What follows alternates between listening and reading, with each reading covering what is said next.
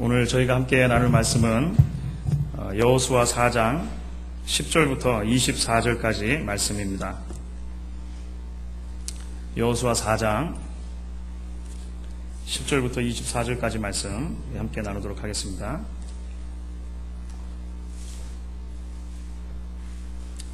어, 10절부터 우리가 마지막 24절까지 교대로 교독하도록 하겠습니다. 제가 먼저 읽겠습니다. 궤를 맨 제사장들이 여호와께서 여호수아에게 명하사 백성에게 이르게 하신 일 곧 모세가 여호수아에게 명한 일이 다 마치기까지 요단 가운데 섰고 백성은 속히 건넜으며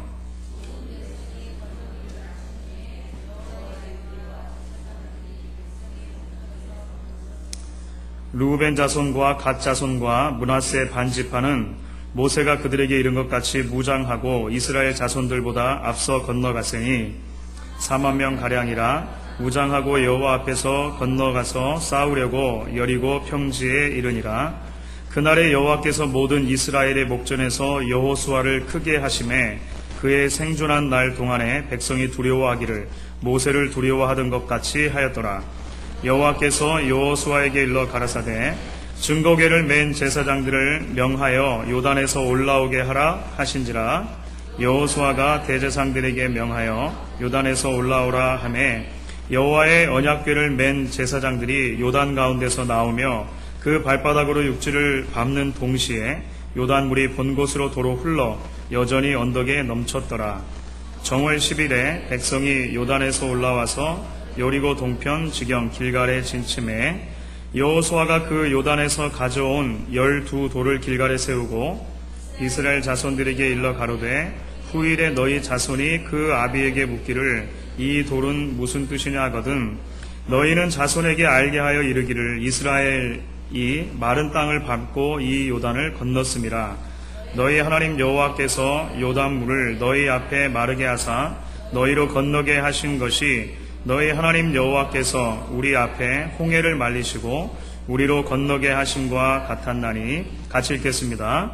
이는 땅의 모든 백성으로 여호와의 손이 능하심을 알게 하며 너희로 너희 하나님 여호와를 영원토록 경외하게 하려 하심이니라 하라. 아멘. 아멘. 주일로 3일 동안도 편하셨습니까? 예.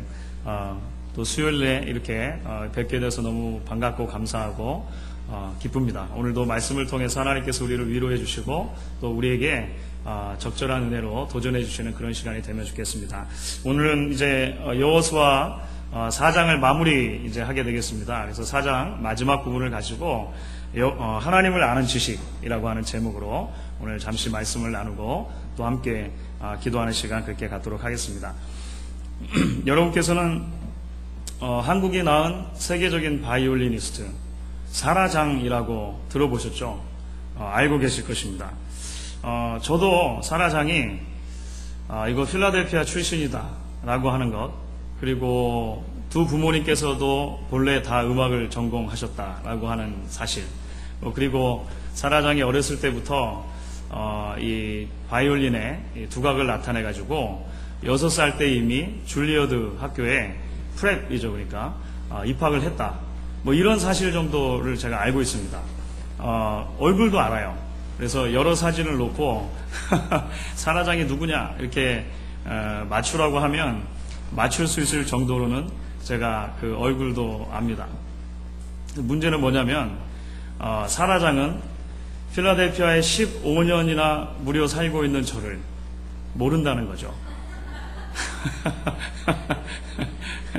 그러니까 제가 사라장에 대해서 알고 있는 지식이라고 하는 것은 굉장히 지식적인 알미라고 할 수 있습니다. 그렇죠. 간접적인 지식이라고 할 수 있는 것이죠. 제가 어디서 듣고 읽고 이렇게 해가지고 알고 있는 지식이라고 하는 것입니다.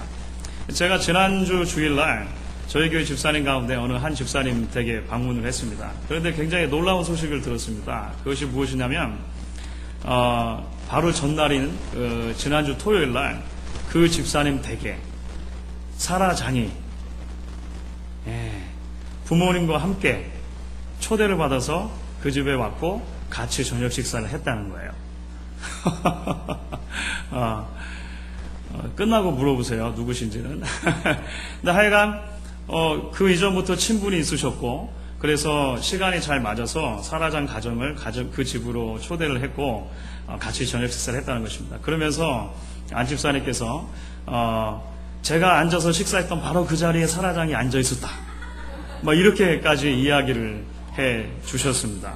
그러니까 제가 알고 있는 사라장에 대한 지식과, 그러면 이제 그 집사님 가정이 사라장에 대해서 알고 있는 지식은 좀 다른 종류의 지식이다라고 하는 것을 여러분들 직감을 하시겠죠. 제가 이전까지 알고 있었던 사라장에 대한 지식은 여전히 간접적인 지식, 그저 그냥 지식적으로만 아는 것 정도였지만, 그 집사님 네 분께서 사라장 그리고 그 가정을 아는 것은 개인적인 친분을 통해서 경험적인, 체험적인 지식을 가졌다라고 이렇게 이야기할 수 있을 것입니다. 그런데 우리가 하나님을 안다라고 할 때도 그 하나님을 아는 지식에 두 가지 종류의 지식이 있는 것을 우리가 생각을 해볼 수가 있습니다.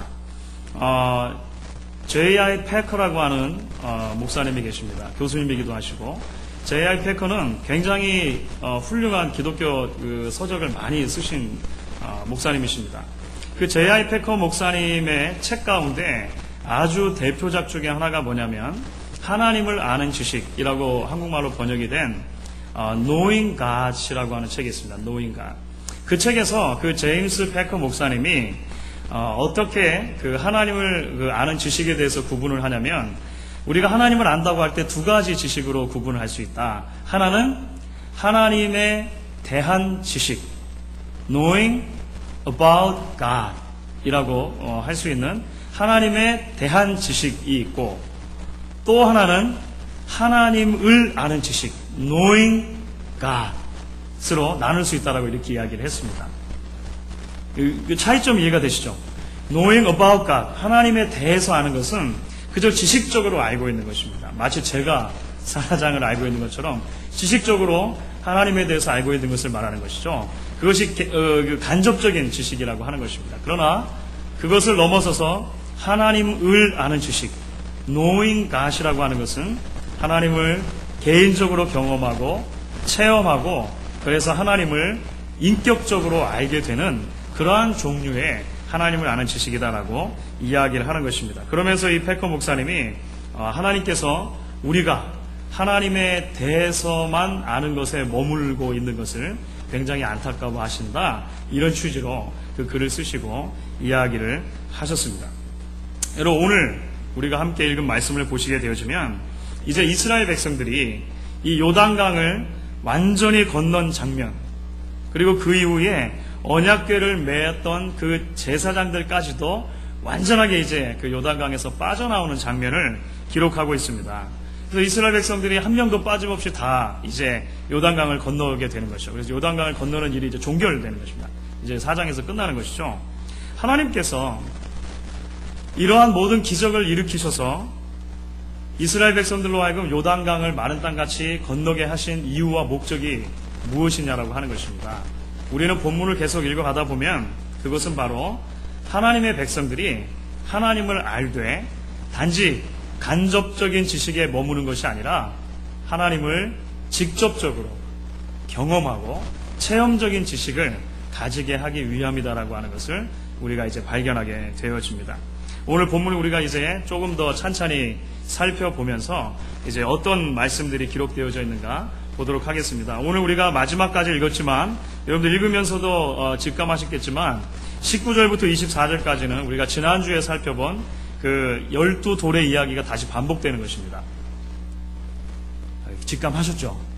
지난주에 우리가 했으니까. 지난주에 제목이 더군다나 기억하는 것에 대한 그 메시지였는데 기억 못하시면 곤란한데 하여간 그 19절부터 마지막 24절까지는 다시 반복이 되는 내용이니까 오늘은 중심적으로는 그 앞부분을 조금 더 살펴보도록 그렇게 하겠습니다. 먼저 10절과 11절 말씀입니다. 10절 11절에는 이렇게 기록이 되어 있습니다. 궤를 맨 제사장들이 여호와께서 여호수아에게 명하사 백성에게 이르게 하신 일, 곧 모세가 여호수아에게 명한 일이 다 마치기까지 요단 가운데 섰고 백성은 속히 건넜으며 모든 백성이 건너기를 마친 후에 여호와의 궤와 제사장들이 백성의 목전에서 건넜으며 이렇게 기록이 되었습니다. 그렇죠? 그러니까 10절과 11절은 이제 요단강을 건너는 일들이 이제 종결됐다라고 하는 것을 한 번에 요약해 주는 그런 의미가 있습니다. 이제 완전하게 다 건넜다라고 이제 이야기를 해 주는 것이죠. 특별히 이 부분에서 모든 백성이 요단강을 건너기까지 이 하나님의 언약궤가 강 한가운데 있었다는 사실을 강조해서 이야기를 합니다. 그렇죠? 사실 우리가 여호수아서를 쭉 차근차근 읽어보면서 발견하게 되는 것은 무엇이냐면 앞뒤로 해가지고 이제 요단강을 건너는 이야기 속에 이 언약궤에 대한 이야기가 굉장히 많이 강조되고 반복되고 있는 것을 알 수 있습니다. 특별히 3장에도 13절, 15절, 17절에 언약궤에 대한 언급이 나옵니다. 그리고 4장에도 3절, 7절, 9절, 10절. 그러니까 굉장히 많이 반복이 되는 거죠.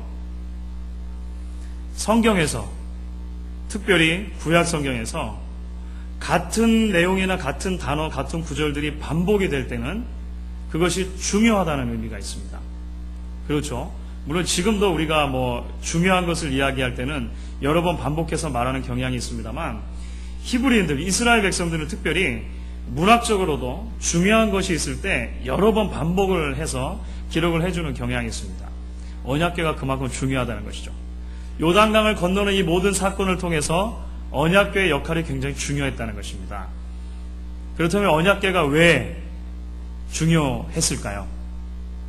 그것은 언약궤가 무엇을 상징하느냐 하는 것과 관계가 된 것입니다. 언약궤가 상징하는 것은 하나님의 임재라고 늘 말씀을 드렸습니다. 그렇죠? 여호수아서에서 아주 중요한 개념입니다. 하나님의 언약궤가 등장한다는 것은 그것이 바로 하나님의 임재, 하나님의 함께하심 이런 것을 나타내 준다라고 하는 것이죠.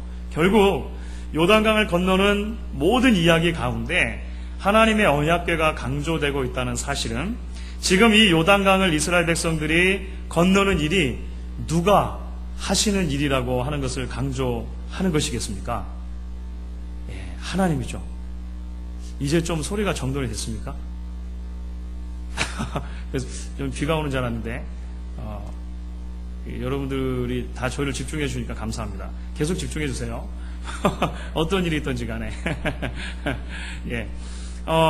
하나님의 언약궤가 강조되는 것은 이 모든 일들을 결국은 하나님이 하신다라고 하는 사실을 강조하는 것입니다. 사실 이 이야기가 앞으로도 계속 반복이 되고 또 여러 번 이야기가 될 것인데요.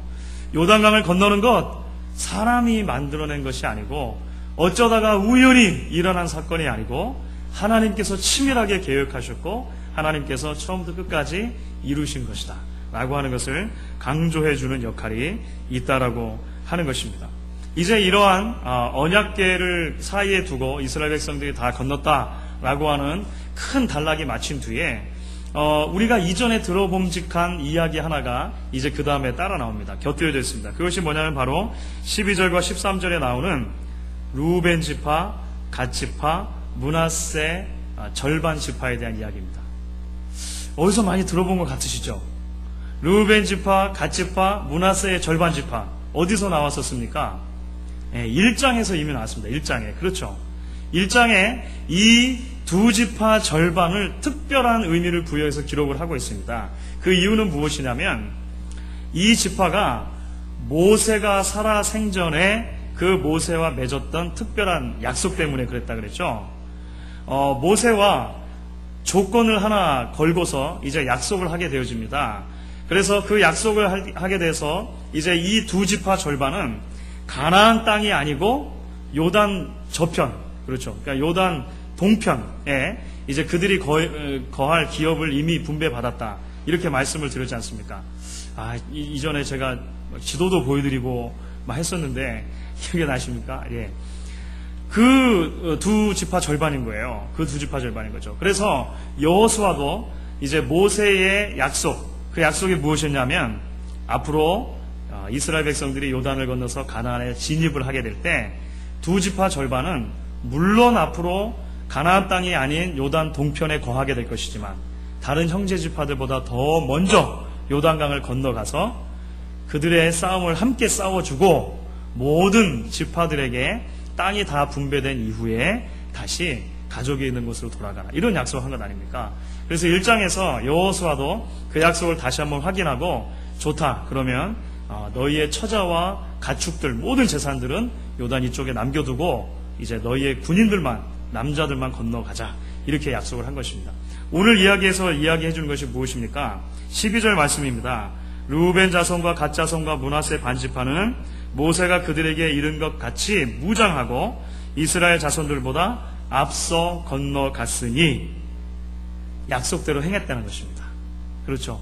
자신의 가족들, 자신의 재물들 전부 다 요단 저쪽에 건너 놔두고 이제 다른 형제 지파들보다 가장 먼저 앞서서 가게 되어집니다.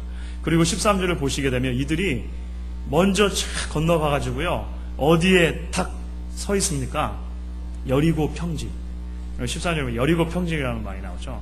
여리고 평지에 이들이 먼저 진을 치고 이제 서 있는 장면이 나오는 것입니다. 무슨 말인가 하면 가나안 땅에서 치를 첫 전쟁의 선봉으로 이들이 기꺼이 자처해서 나서고 이제 전쟁을 함께 싸우겠다 이렇게 결단하는 모습이라고 하는 것입니다. 하나님의 약속에 주어졌고 그 약속에 신실하게 순종하는 모습 이런 것들을 이제 이 두 지파 절반의 이야기를 통해서 다시 한번 강조를 해주고 있는 것입니다. 그러면서 이제 오늘의 이야기가 14절로 흘러가게 되어집니다. 여러분들 14절 말씀은 우리가 같이 한번 읽도록 하겠습니다. 14절을 같이 읽습니다.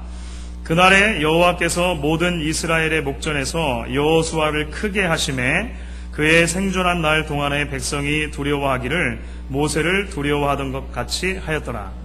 아멘. 이 말씀도 어디선가 들어본 것 같습니다. 그렇죠. 3장에서 이미 나온 말씀입니다. 3장에서 이제 요단강을 건너는 기적이 행해지게 될 텐데 그 기적을 일으키는 중요한 목적 중에 하나가 무엇이냐? 여호수아를 제2의 모세로 인정받게 해주겠다라고 하는 것이었죠. 그렇다면 왜 여호수아를 제2의 모세로 인정받게 해주겠다고 하는 것입니까? 그것은 큰 틀 속에서 이 요단강의 기적이 제2의 홍해 사건과 마찬가지다라고 하는 것으로 기록되는 것과 연관되어 있는 거예요. 무슨 말씀인지 이해가 되시겠죠? 우리가 첫 시간부터 계속해서 강조해서 말씀드린 것 중에 하나가 무엇이냐면 요단강을 이제 건너게 될 것인데 요단강을 건너는 모든 이야기들이 마치 이전에 애굽에서 이스라엘 백성들이 나올 때 홍해를 건넜던 것과 굉장히 비슷한 방법으로 기록이 되고 있는 것입니다. 그래서 마치 지금 이 사건을 보게 되면 제2의 홍해 사건이 여기서도 일어나는구나 라고 하는 것을 깨달을 정도로 그런 비슷한 점들을 가지고 기록이 됩니다. 그러면서 동시에 이 시점의 지도자인 여호수아, 이 여호수아는 제2의 모세와 같은 사람으로, 그렇죠. 제2의 모세와 같은 지도자로 하나님이 세우시고 인도하신다라고 하는 것을 보여주고 있다라고 하는 것입니다. 요단강을 건넌 뒤에 이스라엘 백성들이 여호수아의 리더십을 더욱더 인정하고 존경하게 되었습니다. 앞으로 이스라엘 백성들은 가나안 땅에 이제 들어가가지고 엄청나게 많은 전쟁을 하게 될 것입니다. 이제 앞으로 우리가 전쟁의 이야기도 살펴보게 될 것인데요. 남쪽으로 한번 쳐내려가서 전체를 정복하고 그 다음에 북쪽으로도 한번 올라가가지고 또 정복하고 그 다음에 뭐 땅을 나눠주고 그렇죠. 엄청나게 많은 전쟁을 해나가야 하는데 그 전쟁은 여호수아라고 하는 지도자를 따라서 싸워야 하는 전쟁입니다. 그렇죠. 여호수아를 통해서 주시는 하나님의 약속의 말씀 그 명령에 순종하면서 싸워야 한다는 것이죠. 그러기 위해서는 여호수아의 그 리더십을 다시 한번 확인시켜 주시고 세워주실 필요가 있었는데 이 요단 사건이 바로 그러한 역할을 감당했다라고 하는 것입니다. 이제 오늘 이어서 이제 15절부터 18절까지 말씀이 이어지게 되죠. 15절부터 18절 말씀은 사실 여러분들 어떻게 보시면 조금 성경을 좀 주의 깊게 읽어보시게 되면 이미 앞에서 했던 말을 또 하는 것처럼 느껴집니다. 여러분들 우리가 아까 살펴본 것처럼 10절과 11절에서는 모든 이스라엘 백성들이 요단강을 건넜다. 언약궤를 맨 제사장들도 건넜다. 이렇게 말했습니다. 아유, 그렇습니까? 그렇지 않습니까? 다 건넜다 그랬죠? 그렇죠. 다 건넜다고 했습니다. 그러니까 이스라엘 백성도 건넜고 제사장들도 건넜다라고 했는데 이제 15절부터 18절까지 더 길게 제사장들이 언약궤를 메고 있다가 건넌 이야기를 다시 한번 반복해서 이야기를 해주고 있는 거예요. 성경을 읽다가 여러분들 그런 질문, 그런 궁금한 그 부분들 생기지 않으셨습니까? 창세기 1장을 읽고 또 2장을 읽으면 창조 이야기가 2번 나와요. 처음 들어보세요? 네, 이것은 나중에 모세오경 할 때 자세하게 이야기를 해드리겠습니다만 창조기가 2개가 나옵니다. 재밌죠? 성경 안에 이런 식으로 기록된 부분들이 꽤 있습니다. 꽤 있습니다. 그래서 물론 이것을 자유주의 학자들은 다른 방법으로 해석하려고 시도하지만 사실 성경이 그런 의도를 가지고 기록이 된 것입니다. 아까 10절과 11절에서는 전체의 큰 그림을 그려준 거예요. 일단 요약을 한번 던져놓은 것입니다. 그렇게 요약을 한번 던져놓고서 그 중에서 어떤 사건을 조금 더 자세히 설명하는 일들은 이 성경에서 굉장히 많이 사용되어지는 문학의 방법입니다. 성경 기자들이 굉장히 좋아했던 방법이라고 하는 것이죠. 특별히 오늘 15절과 18절 사이에 언약궤를 맨 제사장들이 어떻게 건넜는가 다시 자세히 설명을 하고 있는 것을 보게 되어집니다. 제사장들에게 여호수아가 말하는 것이죠. 증거궤를 맨 제사장들을 명하여 요단에서 올라오게 하라. 명령이 떨어진 것입니다. 그리고 나서 이제 지금까지 좀 힘들었겠죠. 언약궤를 맨 제사장들이 요단강 가운데 있었습니다. 그런데 그 요단을 건넌 이스라엘 백성들이 어림잡아서 몇 명이라고요? 한 200만 명. 아무리 작게 잡아도 200만 명이니까 그 200만 명이 다 건너갈 때까지 그 제사장들이 가운데 계속 굳게 서 있어야 되잖아요. 얼마나 힘들었겠습니까? 물론 이 언약궤가 썩 크진 않습니다. 자그마한 상자이긴 한데 그래도 계속 가운데 서 있었단 말이죠. 그렇게 굳게 서 있었던 제사장들에게 이제 그들도 나올 수 있다는 명령이 떨어진 것입니다. 그리고 그들이 나오게 되어지죠. 17절에 아주 재미있는 표현이 하나가 등장을 합니다. 17절 18절입니다. 여호수아가 제사장들에게 명하여 요단에서 올라오라매 여호와의 언약궤를 맨 제사장들이 요단 가운데서 나오며 그 발바닥으로 육지를 밟는 동시에 요단물이 본 곳으로 흘러 여전히 언덕에 넘쳤다. 제사장들이 발을 딛고 서 있다가 이제 다시 요단에서 빠져나와서 요단강 저편에 마른 땅에 그들의 발바닥이 딱 닿는 순간 무슨 일이 일어났다고요? 끊어졌던 물이 쫙 흘러내려오는 일이 벌어진 것입니다. 일전의 지도에서 보시면서 말씀드린 것처럼 상당히 북쪽이죠. 지금 현재 이스라엘 백성들이 있는 곳에서 거의 10km 북쪽에서 물이 끊어졌다라고 말씀드렸습니다. 이거 기억하셔야 되는데 사르단 가까운 아담이라고 하는 도시에서 끊어졌다 그랬잖아요. 그 근처에서 끊어진 것입니다. 이제 제사장들의 발바닥이 탁 닿는 순간 이제 그 물이 다시 흐르게 되었다라고 하는 것입니다.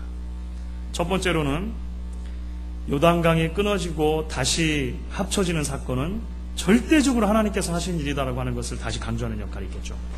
그렇죠? 그들의 발바닥이 닿는 순간 다시 물이 쫙 넘치게 된 것입니다. 두 번째로는 어떤 의미가 있습니까? 이제 이스라엘 백성들은 다 남김이 없이 요단을 건너서 가나안 땅에 진입을 하게 된 것입니다. 새 시대가 열렸다는 것이죠. 광야 시대가 마무리되어지고 이제 가나안 땅에서 살아가는 새로운 시대가 이제 열리게 되었다라고 하는 것을 의미해주는 역할이 있습니다. 마지막 세 번째 의미는 어떤 의미가 있냐면 발바닥. 어디서 이것도 또 많이 들어본 것 같지 않으세요? 발바닥. 1장 3절 무릇 너희 발바닥으로 밟는 곳을 내가 다 너희에게 주었노니. 그렇죠. 하나님께서 여호수아에게 이제 때가 되었다. 가나안 땅에 들어가라 약속하시면서 발바닥으로 밟는 곳마다 내가 주겠다 약속하셨습니다. 그것을 마치 생각나게 하는 것처럼 일부러 제사장의 발이 그냥 닿았다고 하면 되잖아요. 제사장들이 그냥 들어갔다고 하면 되잖아요. 제사장의 발바닥이 이렇게 일부러 강조하는 의미가 어디에 있겠냐고 하는 것이죠. 바로 1장 3절에서 주신 이 말씀, 이제 드디어 발바닥으로 밟아 정복해 나가는 시점이 이제부터 시작됐구나라고 하는 것을 알려주는 역할이 있다라고 하는 것입니다. 사랑하는 성도 여러분, 오늘 이것저것 내용들을 많이 다루었습니다. 그런데 우리가 이것을 기억해 볼 필요가 있겠죠. 여호수아 세대, 지금 요단강을 건넌 여호수아 세대는 사실은 광야 세대라고 말할 수 있습니다. 이 광야 세대는 출애굽 세대와 구분되는 세대입니다. 다시 설명을 드릴게요. 출애굽 세대는 어떤 세대입니까? 모세와 함께 홍해를 건너서 애굽을 빠져나온 세대들입니다. 그리고 광야 생활을 이제 시작한 세대라고 하는 것이죠. 그런데 이 출애굽 세대는 하나님의 저주를 받게 되었습니다. 왜 그럴까요? 광야 생활 초기에 이들이 하나님을 향해서 불평을 늘어놓았습니다. 그렇죠? 왜 우리를 굳이 여기까지 끌고 나와서 광야에서 죽게 하려고 하느냐라고 하나님을 원망했고 모세와 아론을 원망했습니다.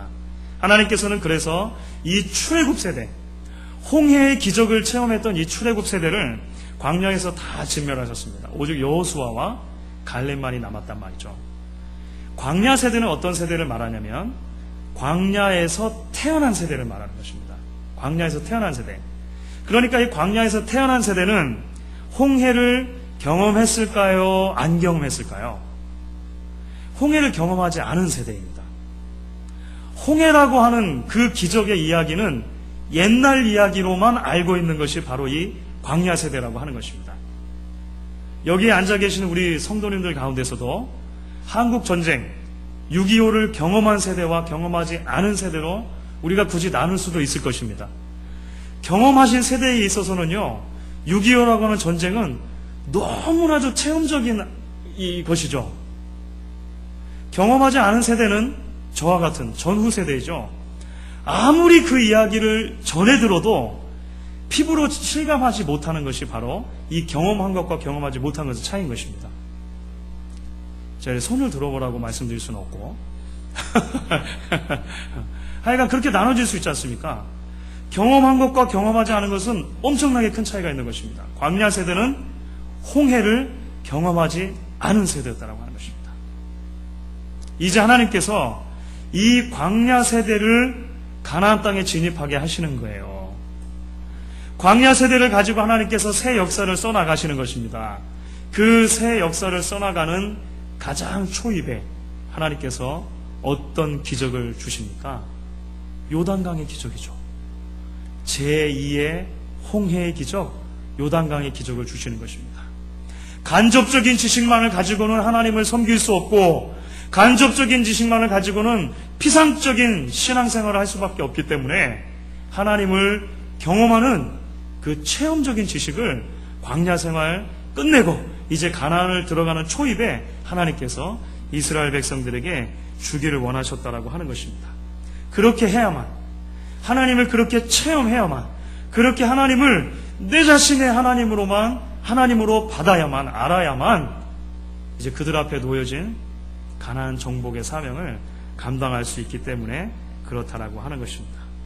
서론에서 우리가 하나님을 안다고 할 때 하나님에 대해서 아는 지식이 있고 하나님을 아는 지식이 있다라고 말씀을 드렸습니다. 신약의 백성들에게도 이것은 동일하게 적용되는 것입니다.